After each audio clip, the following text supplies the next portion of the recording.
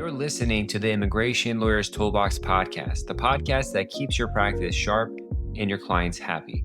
I'm your host, Immigration Lawyer John Khosravi, and every week we're bringing you insights, tips, and real-world conversations with top immigration attorneys and industry leaders. Whether you're here to grow your practice, stay on top of the latest trends, or get inspired, you're in the right place. Ready?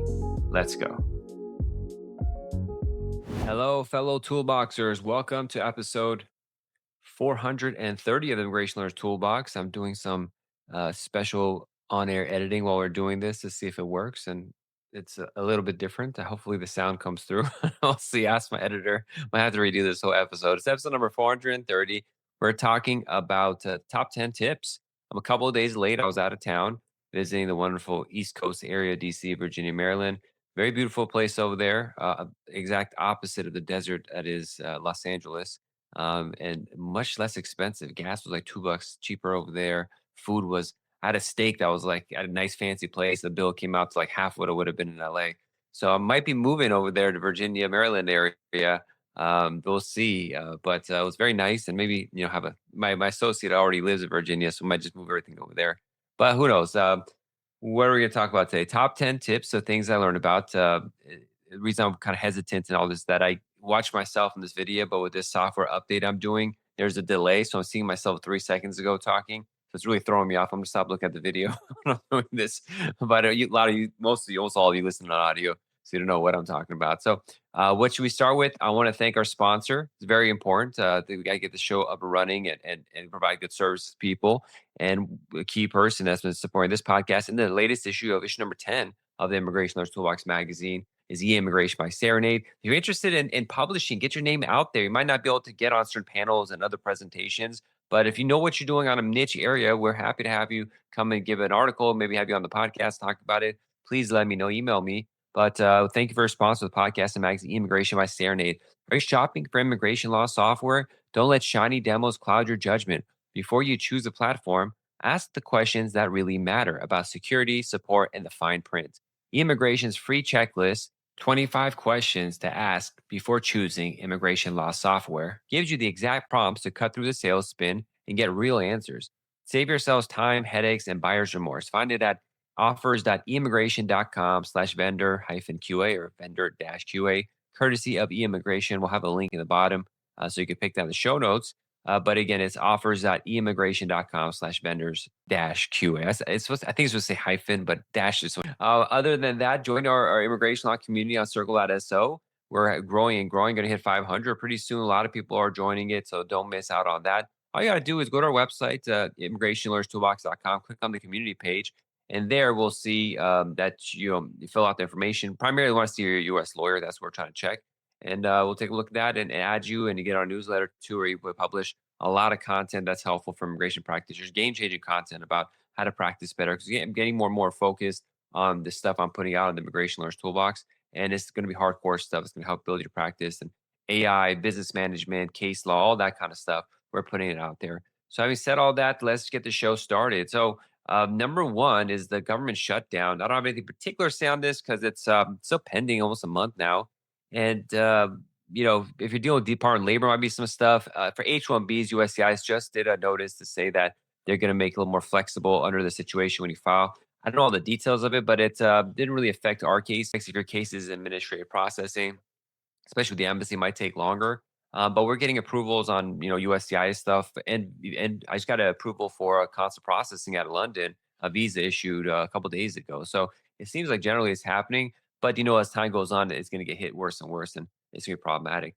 Number two is an update they did for parole. So they're charging a $1,000 entry fee for those who get parole approved. One of my colleagues had his client go for emergency advance parole in the USCIS field office for a pending adjustment case, and they charged him, or about to charge him $1,000. And my colleague had to get on the phone with USCIS right there, gave it, said, no. You go check the thing. There's an exception for 245 adjustment for those who are doing parole. You don't need to charge him. But I think this is going to hit DACA advanced parole people really hard. $1,000 is a lot of money for DACA AP people. That's unfortunate, but that's something to be aware of. I immediately had to go and contact a couple of DACA AP cases we have pending to tell them, hey, be prepared, save up an extra $1,000 for this situation. Number three, Ninth Circuit says flouting judiciary warning judges certs. And this is like the Ninth Circuit, say large contingent of Ninth Circuit judges accused colleagues Friday of ignoring recent Supreme Court decisions, limiting legal remedies in politically charged disputes, adding fresh fuel to heated debate over the judiciary's handling of suits against Trump administration for Law 360. So there's internally in the Ninth Circuit, there's going to be there is some problems happening between them and how they're communicating on this stuff, and cracks coming. So a lot more controversial cases are happening, a lot more that are becoming very problematic. So prepare for that. That's happening, and there's more stuff we're going to talk about in a second. That's like that. Another case that came from the Ninth Circuit, I saw this post by our colleague Adina Applebaum. She says, "Breaking news: Ninth Circuit rejects government's latest attempt to overturn the preliminary injunction, keeping legal representation for unaccompanied children in place. Today, the Ninth Circuit denied the government's petition for rehearing en banc of the court's prior decision, denying the government's request to stay the preliminary injunction issued by the District Court of Northern California. This means that the PI keeping the unaccompanied children's program, which provides lawyers for unaccompanied children nationwide, in place, continues yet again to remain in effect." We'll see how far that goes. This post was from a week ago, so a little updated. I don't think I've heard any updates on this one. Number five, our top 10 for this week: U.S. revokes visitor visas for six foreigners over Charlie Cook related speech. So this speech situation is coming a big problem. How they're doing this, I think, for visas, it won't be hard for them to be successful at this. But there's a court that pushed back. There's more and more courts happening. We'll probably talk about it next week, where they're saying this. There's free speech rights for certain things that you can't do that for. It's gonna be pushed back and forth. Supreme Court, I'm guessing, going to side with the administration because the Department of State has a lot of power of visas. Now, whether they could revoke the I-94, if you will, that's another matter. It's going to be fought more. But where the Supreme Court's going, I'm not sure what's going to happen.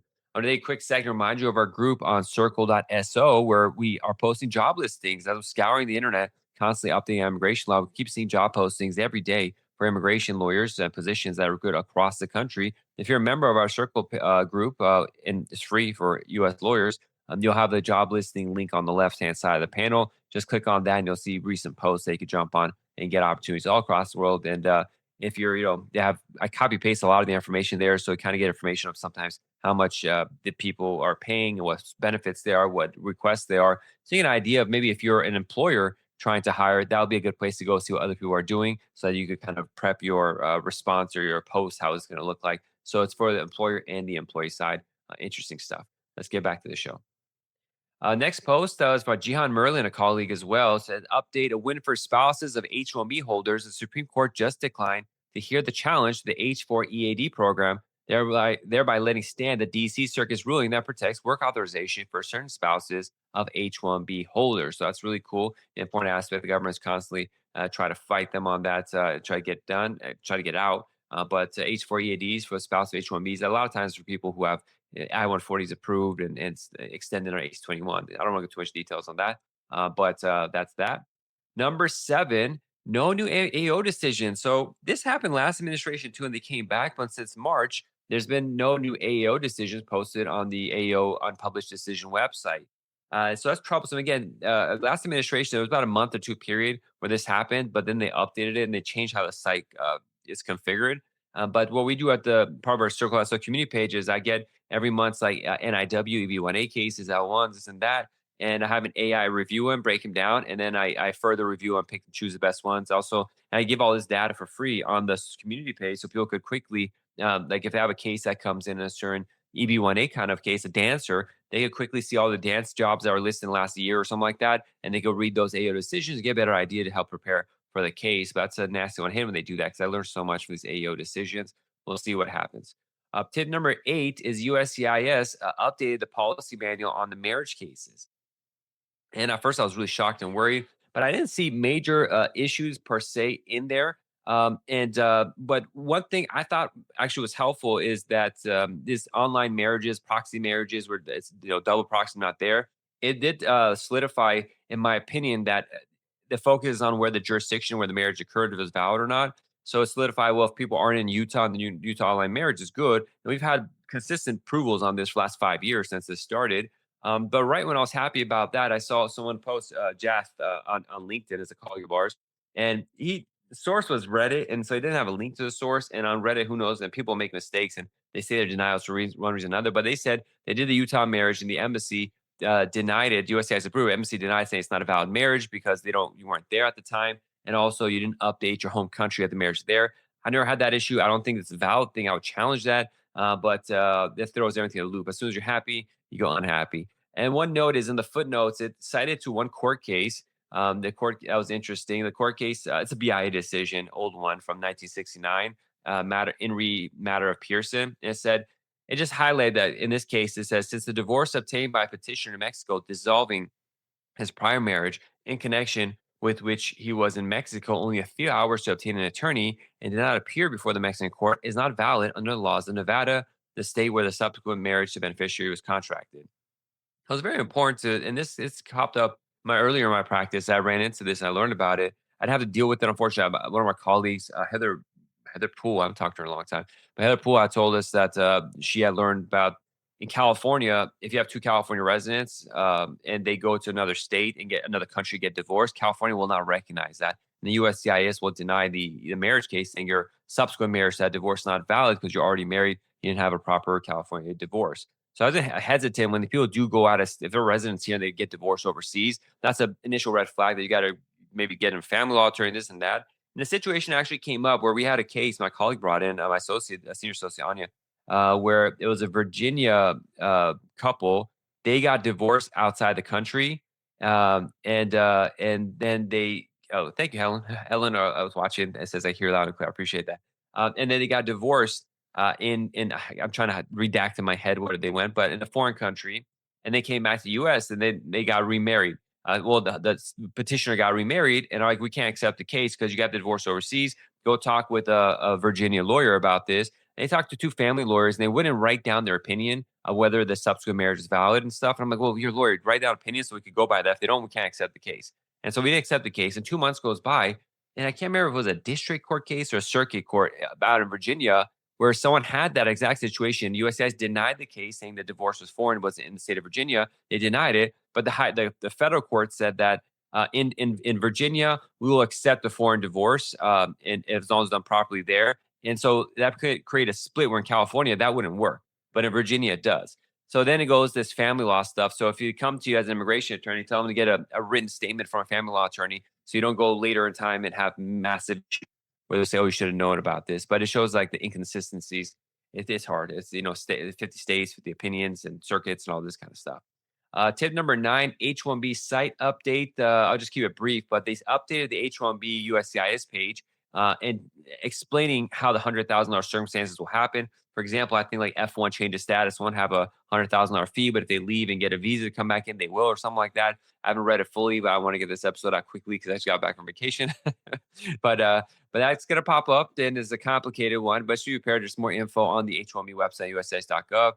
The URL is, working dash in the United States. If you have H-1B, it'll be the page that H-1B specialty occupation site. And then finally, tip number 10, Third Circuit says no to duty to inform criminal clients of liability. The Third Circuit, in a presidential decision ruling Friday, declined to apply immigration precedent concerning counsel's obligation to advise a criminal defendant client about deportation risks associated with prosecutions to the civil settings, holding that standard applies only in highly specific circumstances. The Law 360 article, I stopped my subscription there, so I don't have any more after that. That I'm probably going to talk about with Kevin Gregg because Kevin Gregg of the Immigration Podcast reads all these. And so this is one he'd probably read. And so we're going to talk with him about this one to see what the details are. But just be prepared. A lot of changes happening on a day-to-day basis. So we kept it short this episode, but thank you everyone for listening. If you want to join our community page and get involved, just either email me your bar information or go to our website, immigrationlawyerstoolbox.com, and go click on the registration tab. And the great thing about our page is we also have, a lot of free content, CLEs on training about the 3 or 10-year bar, 245I, all that kind of stuff, hours and hours. But we also have premium courses, marriage green card cases, how to have a marriage immigration law practice, how the contract looks, admissibility 245, and all that kind of stuff, as well as courses on EB1A, E2, and our O1 live seminar recordings there as well. I sell these in a combo package too, so you get a lot of them at once, and it's really going to upstart your practice, jumpstart it to get you going where you need to go. Thank you everyone for listening so much. I forgot to give a liability disclaimer. This is not intended as individual legal guidance. It's in the show notes, so don't sue me. This is just general education only. Until next one, have a good one. Bye-bye. If you like this episode, follow us on Instagram. Our handle is Immigration Lawyers Toolbox, where we post the latest statistics, tips, and more. And stay tuned for more from the Immigration Lawyers Toolbox podcast.